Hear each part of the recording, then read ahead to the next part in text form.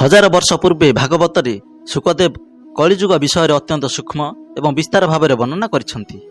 गोस्वामी तुलसीदास श्रीमद भागवत गीता एवं रामायण अनुसार श्री रामचरित्रर उत्तरकांड रे कली महिमार वर्णना करिथिबा उल्लेख करिसेंति।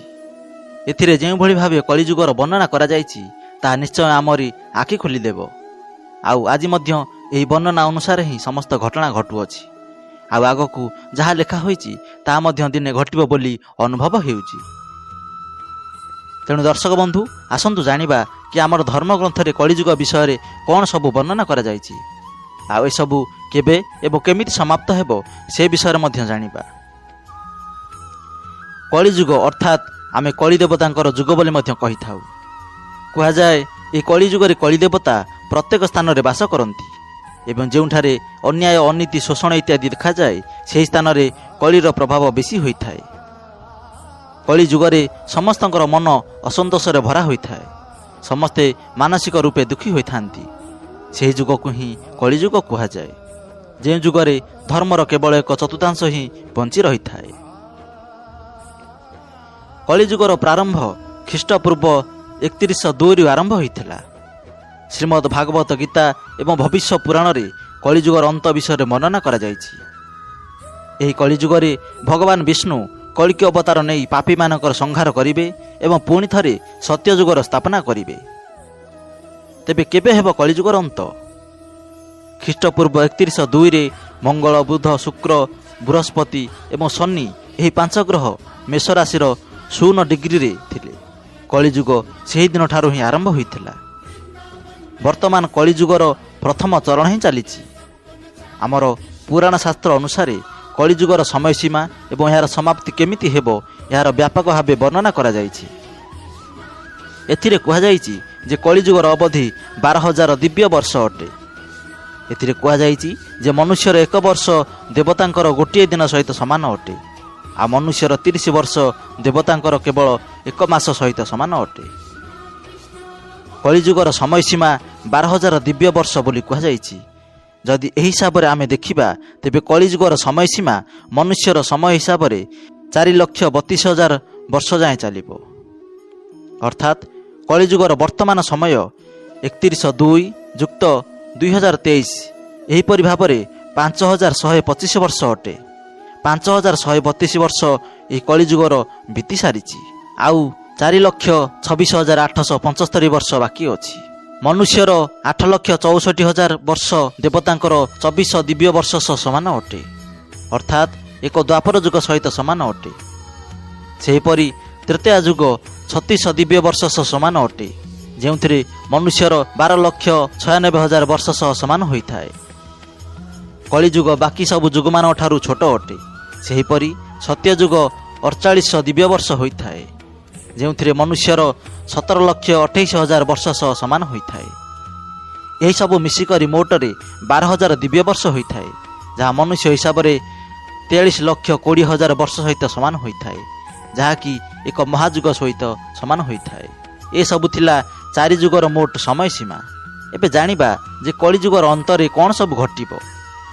कलिजुगरे प्रथमे मनुष्यर आयु ह्रास पई हाराहारी 20 वर्ष होइजिबो। 5 वर्षर छोट बयसरे कन्या गर्भवती होइजिबे। 16 वर्षरे मनुष्य वृद्ध होइजिबो एवं 20 वर्ष बयसरे ही मनुष्यर मृत्यु होइजिबो। मनुष्यर शरीर आकार मध्य बहुत छोट होइजिबो।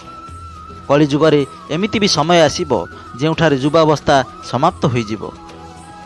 कलिजुगर प्रभाव रे प्राणी मानकर शरीर बहुत छोट होइजिबो एवं जराजीर्ण अवस्था परिणत होइजिबो। जेतेबेले भगवान कलिकी यही धरित्री अवतरण करिवे से समय मनुष्यर परमायु 20 वर्ष किंबा 30 वर्ष ही होइजिबो। जेतेबेले कलिकी अवतार प्रकट हेबे सेतेबेले समाजर 4 वर्णर लोक शूद्र मानक सहित समान होइजिबे। गाई माने छेली मेंढाक परि छोट छोट होइजिबे आउ क्षीर बहुत कम देबे। तेबे जदि एमिति हुए तेबे मनुष्य खाइबो कोन? कलिजुगर अंतरे संसार रे एमिति दशा हेबो कि खाद्य शस्य मध्य उत्पन्न हेबो नाही। लोक माने केवल माछ मांस ही खाइबे एवं छेली मेंढाक क्षीर पीबे। आउ गाई मानकु देखिबा तो स्वप्न होइजिबो। जदिओ बा देखा जिबे से छेली परि आउ क्षीर देबे नाही। एमिति समय आसीबो कि आ गछपत्र मध्य देखिବାକୁ मिलिबो नाही। धीरे धीरे ए सबु पृथ्वी समाप्त होइजिबो। ଏହାପରେ ଆସନ୍ତୁ ଜାଣିବା ଯେ ମନୁଷ୍ୟର ସ୍ୱଭାବ କେମିତି ହେବ। ସ୍ତ୍ରୀମାନେ ବହୁତ କଠୋର ସ୍ୱଭାବର ହୋଇଯିବେ ଏବଂ ସେମାନଙ୍କର କଥାବାର୍ତ୍ତା ବହୁତ କଡ଼ା ଶବ୍ଦର ହେବ। ପତ୍ନୀ ପତିର ଆଜ୍ଞା ମାନିବ ନାହିଁ। ଯାହା ପାଖରେ ଧନ ହେବ ତା ପାଖରେ ସ୍ତ୍ରୀମାନେ ହିଁ ରହିବେ। ମନୁଷ୍ୟର ବ୍ୟବହାର ଗଧ ପରି ଅସହ୍ୟ ହୋଇଯିବ। ଧର୍ମ କର୍ମର ଲୋପ ପାଇଯିବ। ସମସ୍ତେ ସମସ୍ତଙ୍କୁ ଲୁଟିବାରେ ଲାଗିବେ। କଳିଯୁଗରେ ସମାଜ ହିଂସକ ହୋଇଯିବ। ବହୁତ ଲୋକ ମିଶି ଗୋଟିଏ ମନୁଷ୍ୟକୁ ହତ୍ୟା କରିବେ। ଯିଏ ବଳବାନ ହେବ ତାହାର ଏହି ଶାସନ ଚାଲିବ। ମାନବତା ସମ୍ପୂର୍ଣ୍ଣ ଭାବେ ନଷ୍ଟ ହୋଇଯିବ। ସବୁ ସମ୍ପର୍କ ଶେଷ ହୋଇଯିବ। ଭାଇ ଭାଇର ହିଁ ସବୁଠାରୁ ବଡ଼ ଶତ୍ରୁ ହୋଇଯିବ। ଗୋଟିଏ ହାତ ଅନ୍ୟ ହାତକୁ ଲୁଟିବ। ପିତା ପୁତ୍ରର ଏବଂ ପୁତ୍ର ପିତାର ହତ୍ୟା କରିବାକୁ ମଧ୍ୟ ସଂକୋଚ କରିବ ନାହିଁ। ନିଜର ପ୍ରଶଂସା ପାଇବା ପାଇଁ ଲୋକମାନେ ଯେତେ ପାରିବେ ସେତେ ମିଛ କହିବେ, କିନ୍ତୁ ସମାଜରେ ସେମାନଙ୍କର ନିନ୍ଦା ହେବ ନାହିଁ। ଏସବୁ ଶୁଣିକି ଏମିତି ଲାଗୁଛି ଯେମିତି ବର୍ତ୍ତମାନର କଥା ହିଁ ସବୁ ଲେଖା ହୋଇଛି। ଏହାପରେ ଆସନ୍ତୁ ଜାଣିବା ଯେ ମନୁଷ୍ୟର ଧର୍ମ କେମିତି ହେବ। କଳିଯୁଗରେ ଲୋକମାନେ ଶାସ୍ତ୍ରଠାରୁ ଦୂରେଇ ରହିବେ। ଅର୍ଥନୈତିକ ସାହିତ୍ୟ ହିଁ ଲୋକମାନଙ୍କୁ ପସନ୍ଦ ଆସିବ। ପ୍ରତ୍ୟେକ ସ୍ଥାନରେ ଖରାପ କଥା ଏବଂ ଖରାପ ଶବ୍ଦର ବ୍ୟବହାର କରାଯିବ। ସ୍ତ୍ରୀ ଏବଂ ପୁରୁଷ ଏହି ଦୁଇ ଜଣ ଯାକ ହିଁ ଅଧର୍ମୀ ହୋଇଯିବେ। ସ୍ତ୍ରୀମାନେ ପତିବ୍ରତା ଧର୍ମର ପାଳନ କରିବା ଭୁଲିଯିବେ। ସ୍ତ୍ରୀ ଏବଂ ପୁରୁଷଙ୍କ ସମସ୍ତଙ୍କ ସମ୍ବନ୍ଧର ବୈଦିକ ନିୟମ ବନ୍ଦ ହୋଇଯିବ।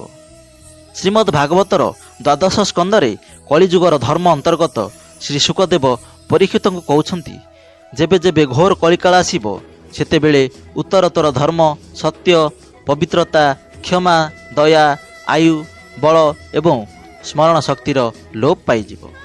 ତେବେ ଏହାପରେ ଆସିବ ଏକ ବିରାଟ ମହାପ୍ରଳୟ।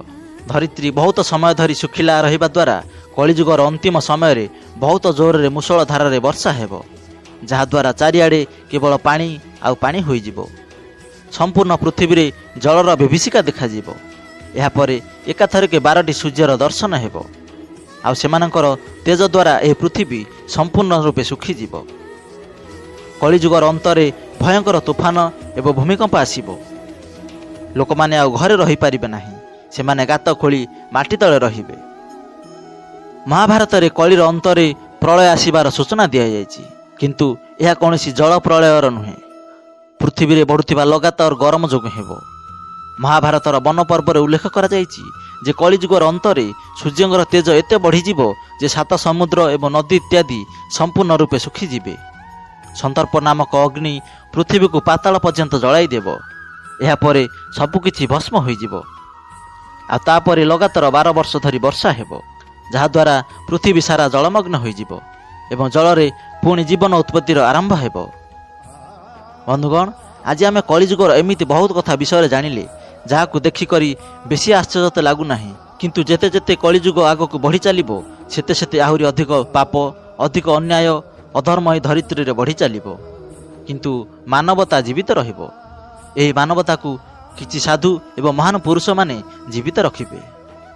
ବନ୍ଧୁଗଣ, ଆଶା କରୁଛୁ ଆପଣମାନେ ମଧ୍ୟ ଏହି ଭିଡ଼ିଓ ମାଧ୍ୟମରେ କିଛି ଶିଖିବାକୁ ପାଇବେ ଏବଂ ମୁନି ଋଷିମାନଙ୍କ ଧର୍ମ ଏବଂ ନୈତିକତାର ମାର୍ଗରେ ଚାଲିବେ ଏବଂ ଏହି କଳିଯୁଗରେ ଧର୍ମର କାର୍ଯ୍ୟକୁ ଆଗକୁ ବଢ଼ାଇବେ।